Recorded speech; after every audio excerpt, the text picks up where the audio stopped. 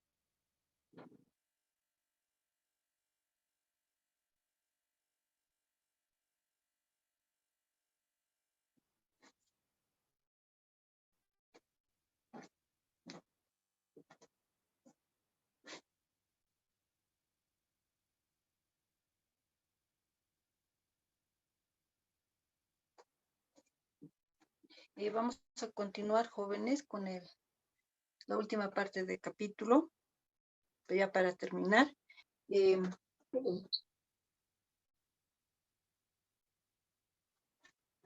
no se olviden que estamos con los métodos de manejo para las malezas, ¿no? Entonces, tenemos acá un método que en algunos casos, cuando se habla de malezas, no es muy, tiene mucho futuro, como dicen muchos malezólogos, muchos fitoproteccionistas, ¿no? Pero que sin embargo es un método también muy antiguo, porque si bien el ser humano no ha dado mucha importancia, es decir, no se ha dedicado mucho a ver en relación al método biológico para las malezas, ¿no? El método biológico ha sido mucho más desarrollado cuando se refiere a otro tipo de organismos, ¿no? Es decir, específicamente hablando de insectos, ¿no? En el caso de insectos, y también posteriormente en el caso de patógenos, el método biológico ha sido desarrollado más ampliamente que para las malezas, ¿no? Es más, mucha gente no sabe que existe, digamos, el método biológico para la cuestión de las malezas, ¿no? Entonces existe un desconocimiento en alguno de los casos. pero siempre se trata de dar información, si quieren, para que podamos tener más claramente esta cuestión de este método, que es muy importante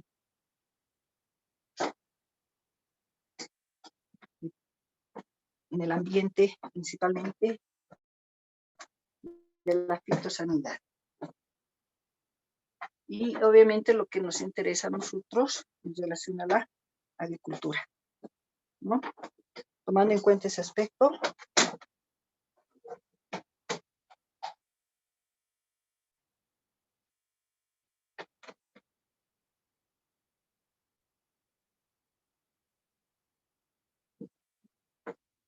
hay un poquito de problemas de internet. Les decía, tomando en cuenta ese aspecto de conocer más sobre este método biológico. Cuando se habla de método biológico para específicamente las malezas,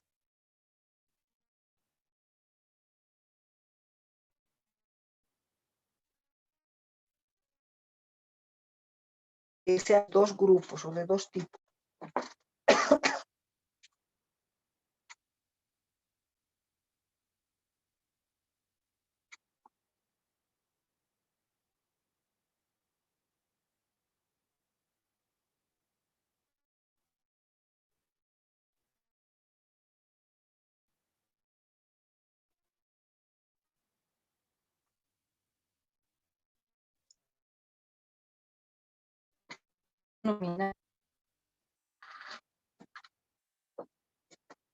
Método biológico clásico, y el otro grupo se denominan los micoherbicidas.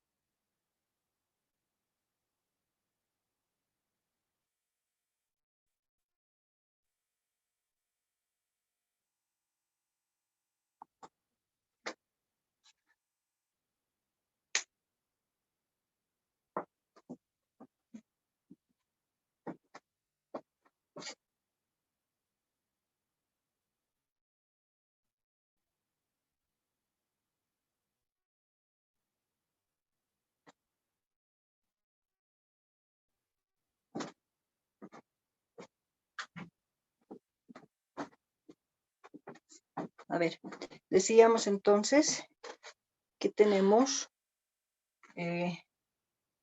dos tipos, si vale el término, de método biológico para las malezas, ¿no? El método biológico clásico y lo que se conoce ahora como los micoherbicidas. Vamos a hablar un poco de cada uno de ellos. Comenzaremos con el método clásico, método biológico clásico.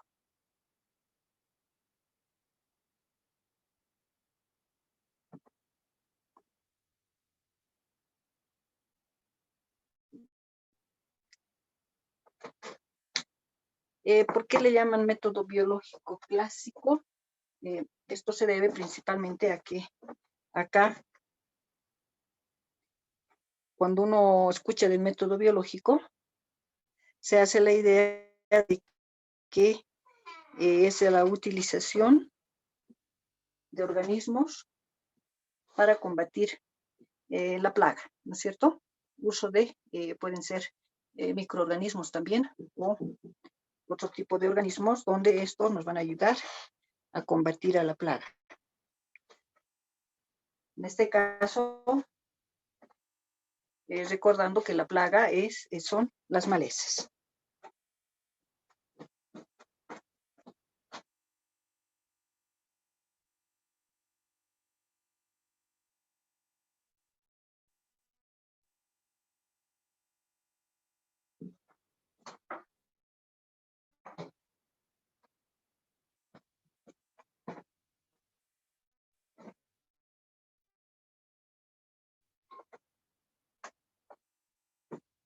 Organismos. Ahora, este método en relación a las malezas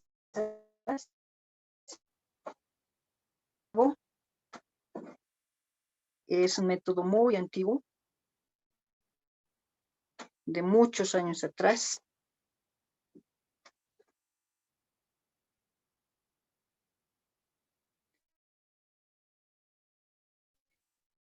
Pero que muchos no se daban, ¿no?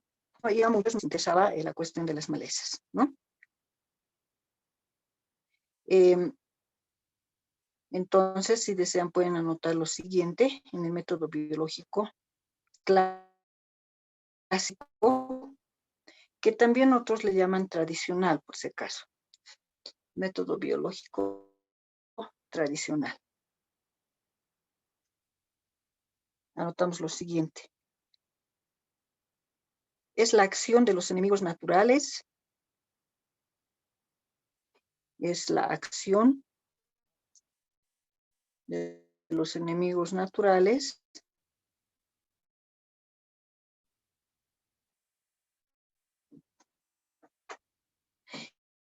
que mantienen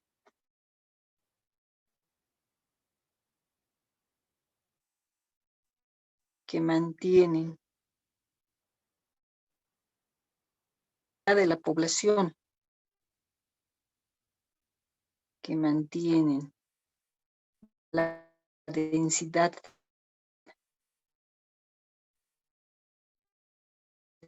plaga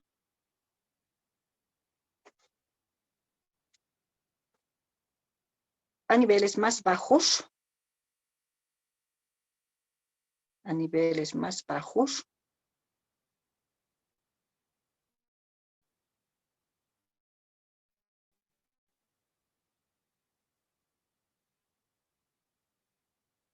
de los que existirían en su ausencia.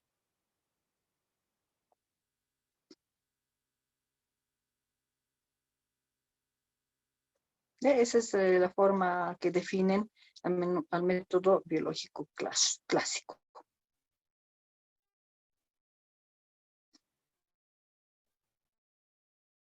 ¿No? Cuando se habla de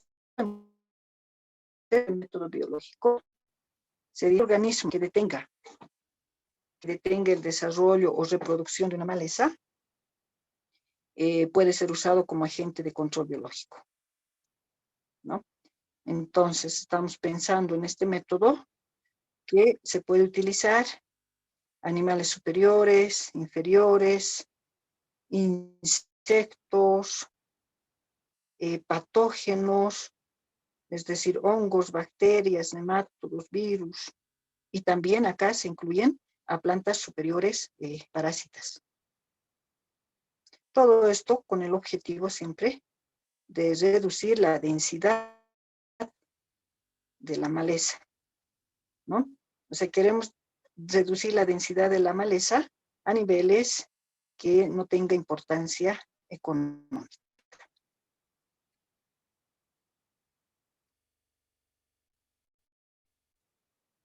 Ahora, ¿cómo hacen esto? ¿Cómo se logra esto? ¿No? Utilizando, decimos, cualquier otro organismo, el cual va a destruir, ya sea directa o indirectamente a la maleza, ¿no? Dependiendo del organismo.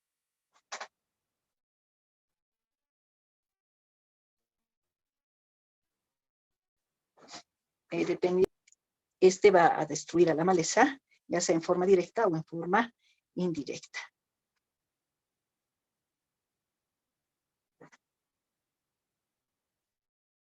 Ahora, muchas veces es necesario, nos dicen, introducir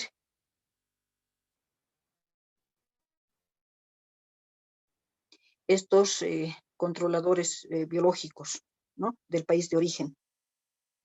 Ahí, por ejemplo, hay que tomar en cuenta esta cuestión del equilibrio biológico, ¿no?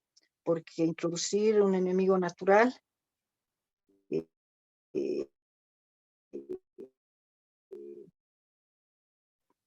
hay que ver las consecuencias de traer, conocer serán las condiciones para multiplicación y propagación de ese organismo que nos va a ayudar a tener una densidad menor de la población. Entonces ahí hay que tener mucho cuidado en ver este nuevo agente biológico, ¿no? Para que no cause ningún otro problema en el medio donde el cual se quiere introducir. Ahora, aquí en este método biológico, cuando uno averigua sobre este método, que es muy interesante, va a encontrar varios ejemplos interesantes nuevamente sobre cómo es que surge, ¿no? Este método. El ejemplo clásico de este método es que ocurrió con la opuntia. Esto ocurrió en Australia.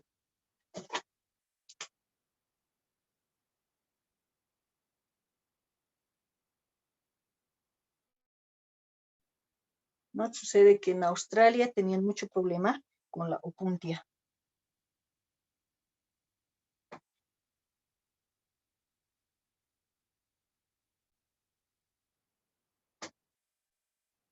Estamos refiriéndonos al nogal, ¿no? Tenían mucho problema, nos dicen.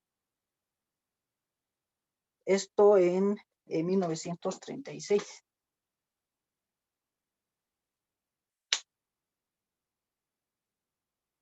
Esta opuntia comenzó a invadir, dicen, muchas zonas agrícolas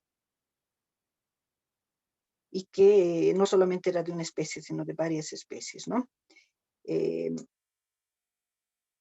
A medida que pasaban los años, este nogal, esta opuntia, llegó incluso a invadir, dicen, 30 millones de hectáreas de ese país, ¿no? Perjudicando de esa manera el uso de esos terrenos, de esas tierras, para la agricultura, ¿no? Era tan dramática esta situación que se incrementaba cada año con unas 40.000 hectáreas, ¿no? Invadidas por esta planta, por esta maleza. Se probaron muchos métodos para lograr liberarse de ella, métodos mecánicos, químicos, etcétera, pero muy pocos dieron buen resultado y lo más terrible era que eran de elevado costo, ¿no? O sea, gastaron mucho en esos años para deshacerse, como quien dice, de esta maleza. Entonces, se llega hasta el punto de que el gobierno de Australia nombra una comisión, ¿no? Específico para el nopal.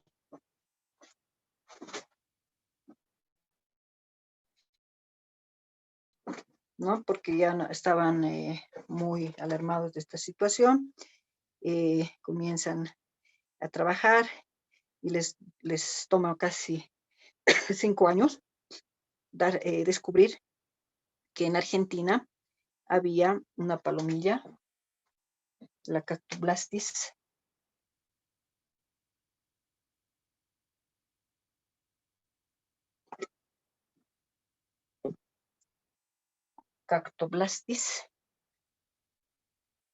cactorum,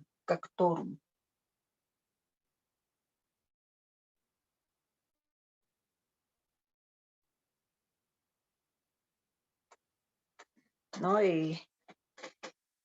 Esta era una palomilla, nos dice, la que era considerada como su controlador biológico de este nopal. No, este es un lepidóptero, obviamente.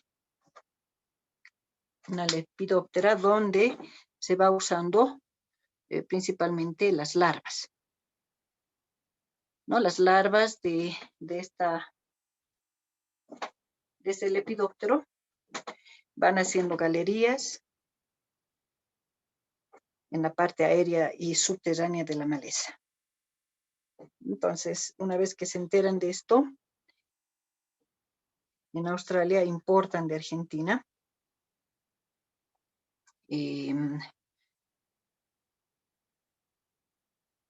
como 3 billones de huevos. Y es así que va pasando el tiempo y como en 3 años es que logran liberarse de esta plaga, ¿no? De esa maleza. Entonces, este es un ejemplo muy clásico que ustedes van a encontrar ya con más detalle en alguna página de internet. Y es bonita toda la descripción que hacen sobre este ejemplo de control biológico para malezas.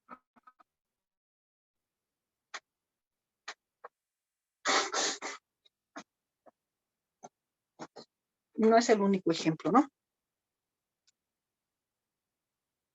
Hay otros más interesantes, obviamente, donde se utilizan no solamente insectos, sino también se utilizan, en algunos casos, algunos hongos que ayudan a deshacerse de esta cuestión de la maleza.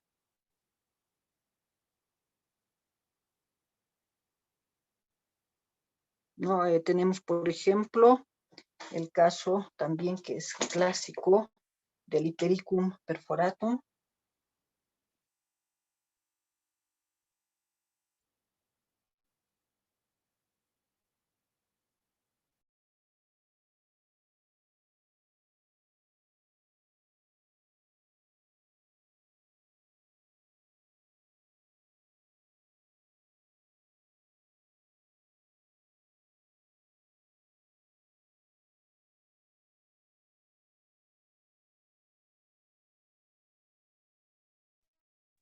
Y se llega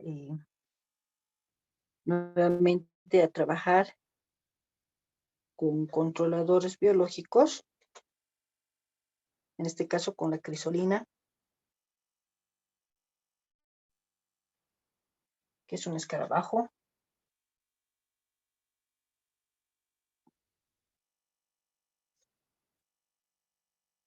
con la crisolina cuadrigemina.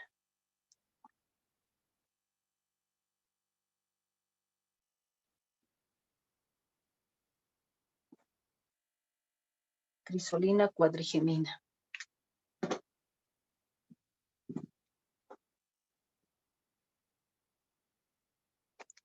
¿No? También es este otro ejemplo clásico, les decía, que es importante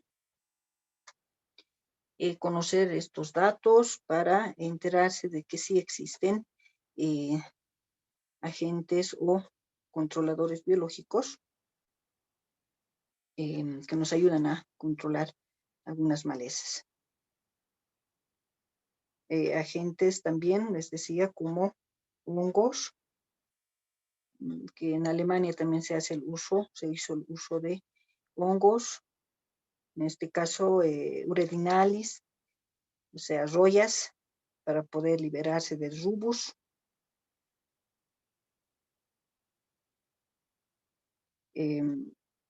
También esto en Estados Unidos, en Australia, Alemania, entonces hay varias referencias sobre uso de insectos, como también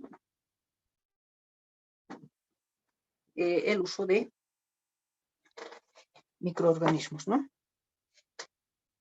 Si bien este método da buen resultado, no se olviden que esto es a largo plazo, ¿no? Porque se tiene que ver que el controlador biológico pueda establecerse, encuentre las condiciones, que pueda, se dice que es a largo plazo, no es un método inmediato para poderlo utilizar, ¿no? Hay que ver la etapa de la adaptación principalmente, porque son organismos, no se olvida, ¿no? Se trabajarían con organismos, con seres vivos, entonces ellos necesitan una etapa de adaptación para poder seguir adelante. Bueno, hablemos un poco de los micoherbicidas ahora.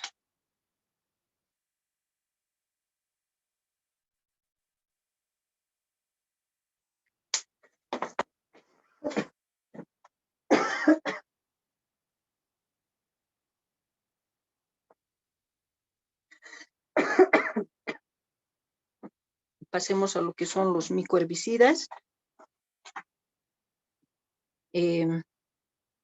Esto de los micoherbicidas, también algunos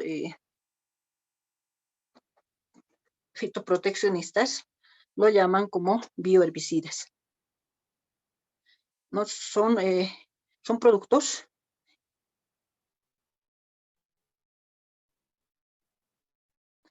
que actúan muy parecido a, porque estos micoherbicidas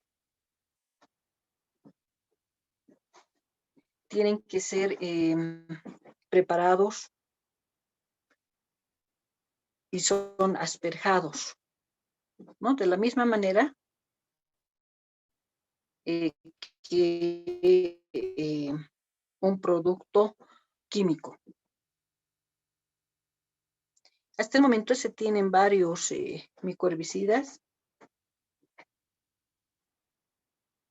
Se tienen muchos micoherbicidas, ya, claro que no en la misma proporción que los productos químicos, obviamente, ¿no? No es así. Pero está avanzando, pero muy poco, esto de los micoherbicidas. Es más, en nuestro medio a veces creo que no se conoce de esto. No conocemos de, o no conocemos de los micoherbicidas, pero bueno.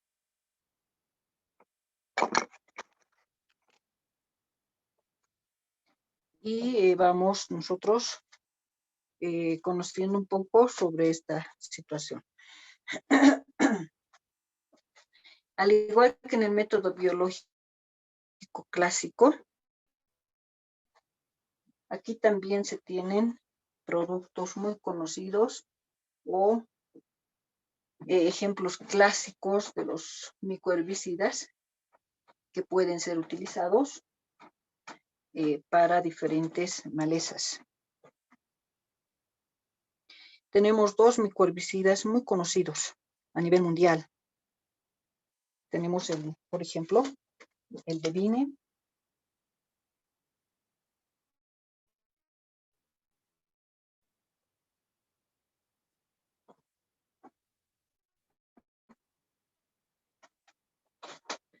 Este es un micoherbicida. Los Devine y Collego, les doy los dos nombres. Son estos dos micoherbicidas que han sido desarrollados comercialmente a partir de hongos.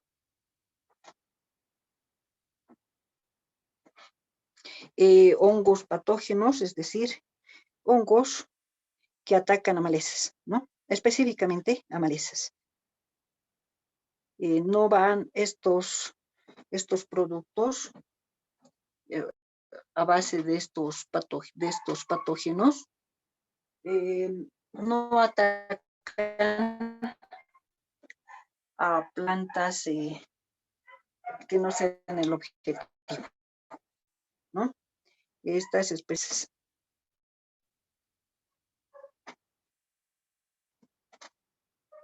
En el Devine, acá, para en este producto, el hongo que es como el ingrediente activo, es la Phytophthora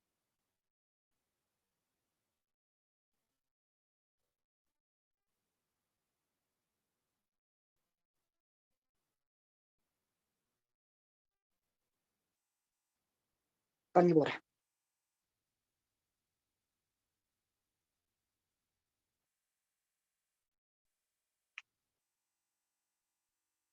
Este hongo, esta Phytophthora, es un parásito facultativo, ¿no? Y está en el producto de Devine. En cambio, colego.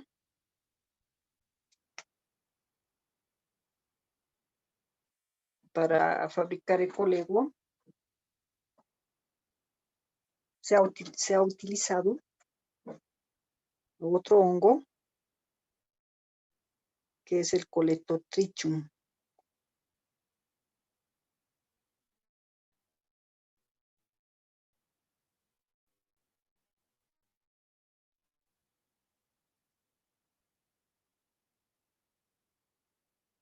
Gloesporioides.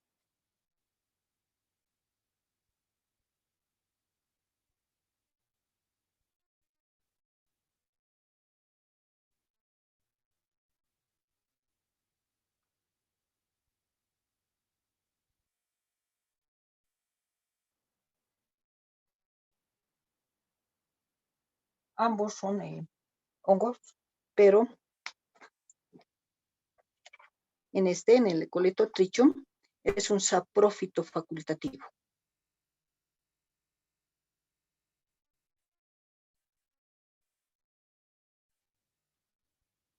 ¿Ya? Esa es la diferencia. En el de Vine, el hongo es un parásito. Y acá es un saprófito. Facultativo, usted. Cuando uno compra estos productos, o la elaboración de estos productos es igual, les decía, muy parecido a los productos químicos, donde se ven o se tienen las etiquetas respectivas, se observan las etiquetas donde les indican las dosis de preparación, sobre qué malezas. Estas son específicas, ¿no? Estos productos son específicos. No es para cualquier tipo de maleza.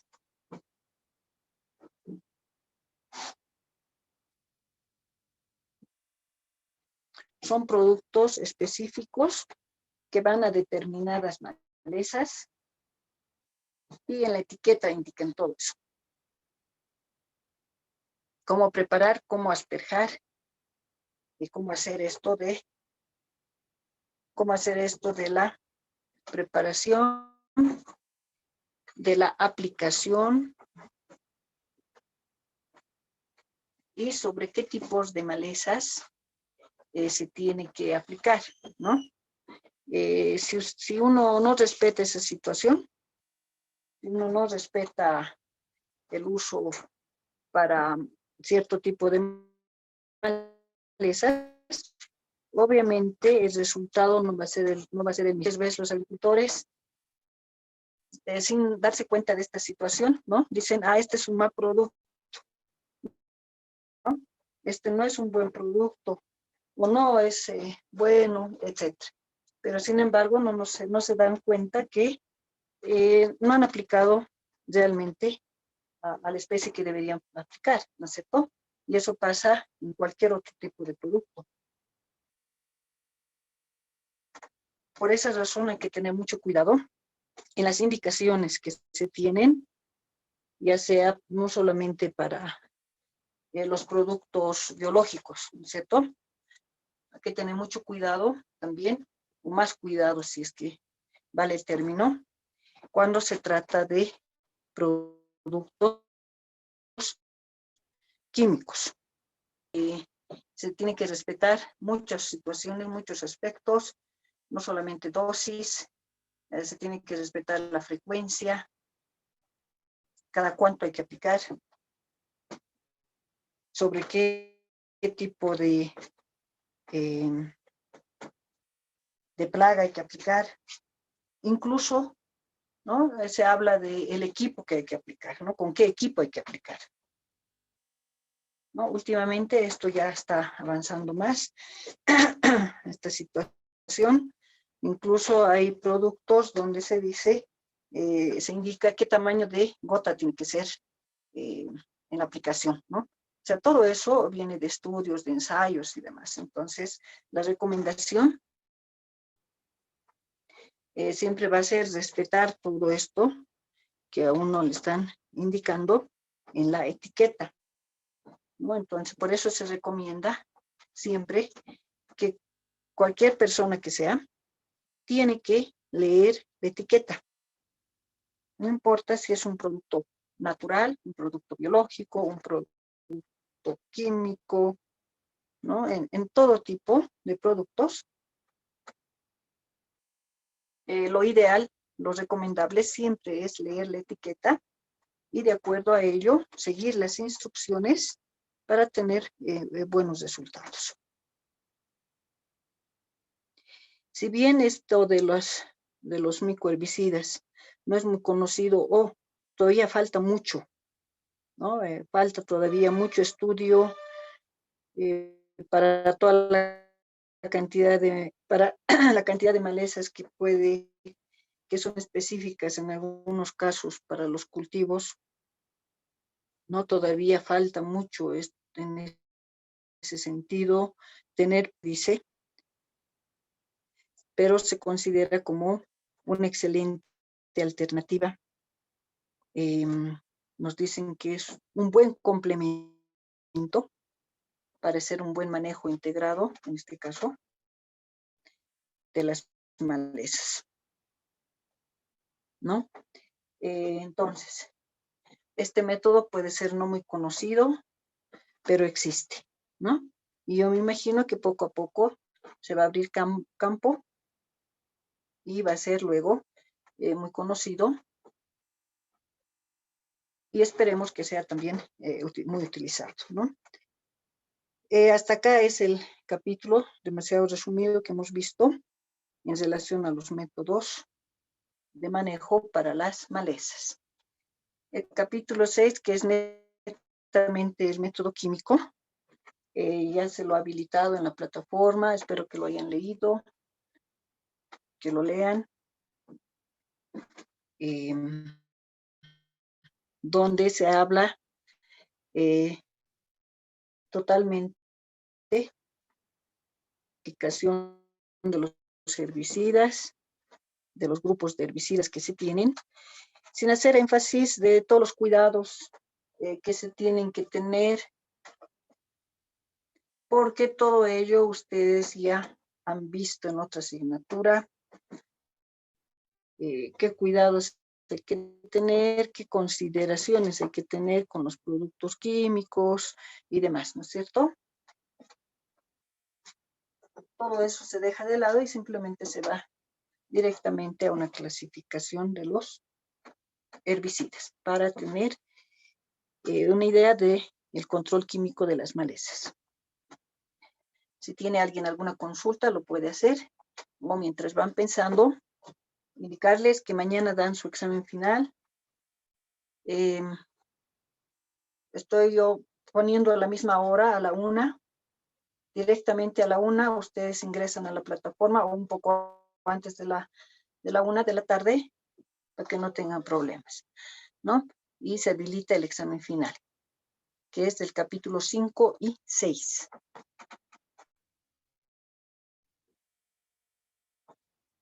Me dicen si hay algún problema o si estamos de acuerdo en esa hora.